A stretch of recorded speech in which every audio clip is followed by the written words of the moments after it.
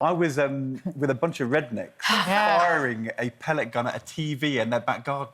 How bizarre. I mean, it was pretty weird. Yeah. You expected ding, ding, ding. Then what happened was he actually pulled out a handgun and offered it to me. I said no, because I'd never fired one. And he then blew the TV up with his handgun. So they were... But, you know, I went to find out who the Trump supporters are. And there they were. Enough said.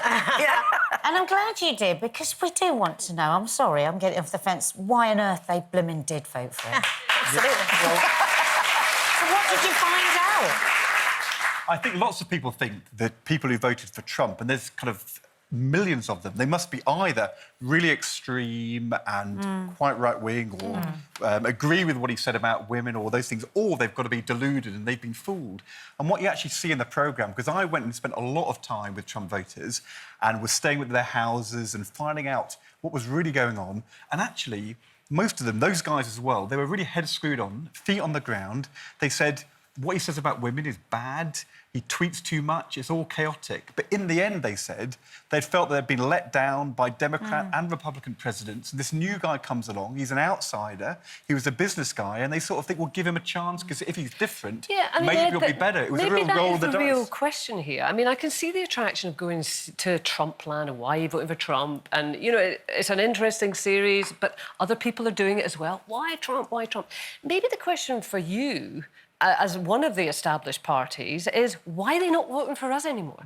Why have these people moved away? Why did you lose your seat? Maybe it's a bit of introspection. What do you think has gone wrong there that they have moved away? Well, I think if you turn up to make a programme about Trump, if you talk to voters here and you say, I know the answer, let me tell you why you're wrong and I'm right, people don't listen. They close their ears. So what I decided to do in this programme was to start from their point of view, their viewpoint, listen, try and understand. And I think that you are completely right.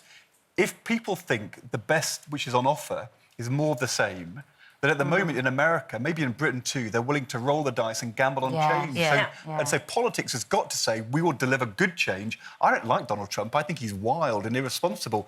But if that's all the change which is on offer, people are voting for him. What did you say when the producers asked you to do all of this? What did you think? What did your family think?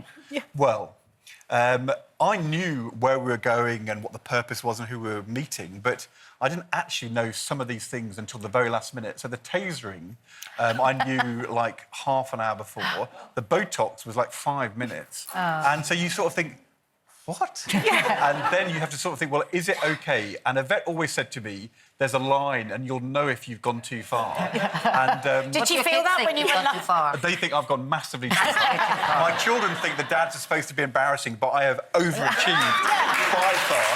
They tried to see whether I would do Botox. But in the third episode, we go to Mar-a-Lago, Trump's club, for this massive party, and I have a full spray tan, but they said you should have Botox. And when we had a discussion about it on camera, it turned out it would last 6 months.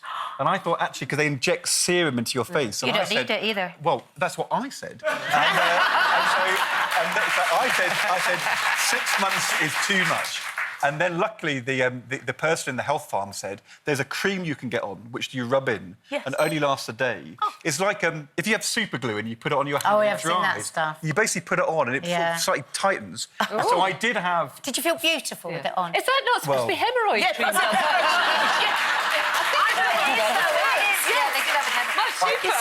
You spent today in prison as well, didn't you? Oh, I did spend a day in prison. Actually, a night in prison. A night. It was 40 inmates in Louisiana, and I got told the day that I was going to stay, that day I was going to stay the night. And actually, I thought in the end, if I'm going to get them to really talk to me, if we spent the whole day and night together. But they were pretty wild when I arrived. So they were all in suit. They were sort of... They were so excited, and you think to yourself... They nicked your tooth? Yeah, they nicked all your They nicked my toiletries. stuff. They nicked my toiletries, and, you know, there were people there for drug offences, there were people who were there for homicide, for murder. It was quite serious stuff. But in the end, I was so tired. It'd been a really hard day. I fell asleep really Had a great quickly. night's sleep.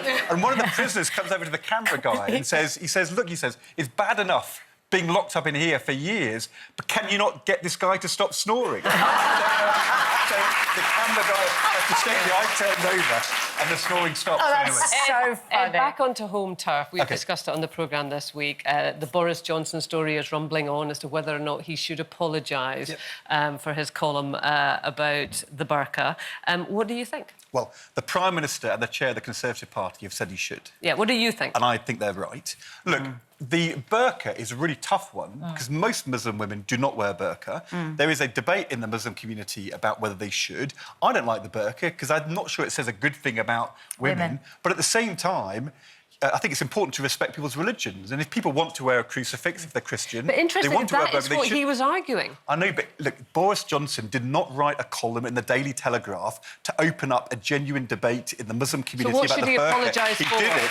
He did it because he was doing wolf whistle Terminology. politics. So what should he apologise for? I think the idea that you compare women who, for religious reasons, are wearing a burqa to criminals is offensive, and he shouldn't have done that. Exactly.